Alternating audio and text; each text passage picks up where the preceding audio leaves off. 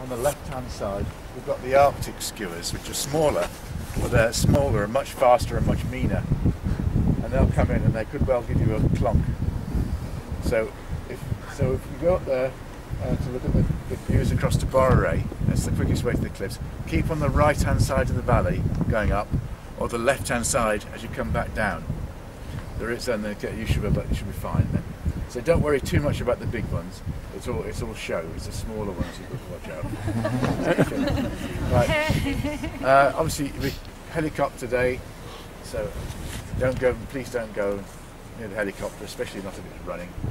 When it's running, there should be somebody there to keep you away from it. At the top of the hill, we've got a construction site. You can see a crane up there. There are people working on the radar station, which is connected to this military base down here.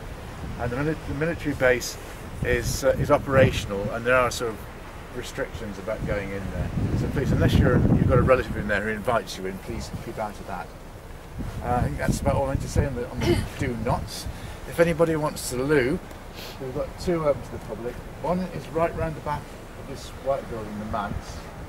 Go around the back door here. If you keep on going any further, you come to the Kirk, the church and schoolroom. That's open to the public as well. The other toilet is in front of the other White House, the manse. There's a small grey block there. A couple of toilets in there. The cottage with the black roof, you can see, that's one of the restored ones. The one that's open to the public is number 3, which is used as a museum. There's lots of information in there.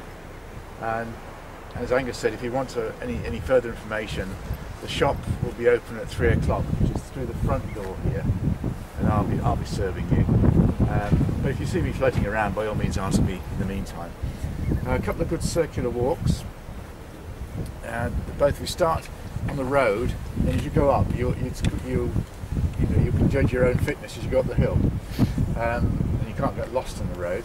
So you go up the road. If you want a relatively gentle stroll, go up to the top of the road. There's a T-junction just in the saddle there. Then turn left. The road takes you to the top of this hill. Then you can walk down the grassy slope to the point at the end. Then back along a sheep track. Back from the edge if possible. You could probably see puffins down there as well. You can see them in the water a lot. Maybe on the grass. And then if you want a more adventurous walk, go up to the top of the road again, turn right along past the radar station. So give it a wide berth at the moment, as it is a construction site.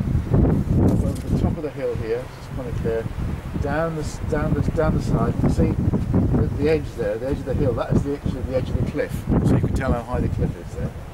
Then down, come back down the valley.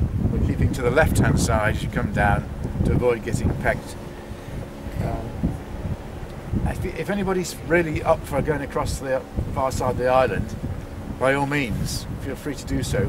It's not a bad day today, so you shouldn't get lost.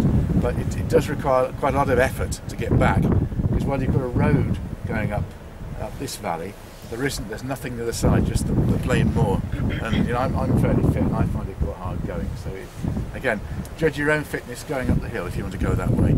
But you do need to be back here for 3:30 if you want to go home tonight.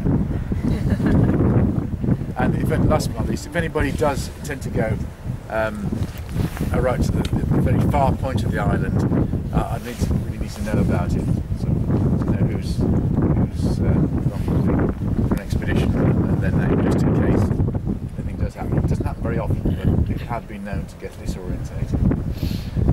And we could go and find you. Okay, so go and enjoy St Kilda. Thank you. Right.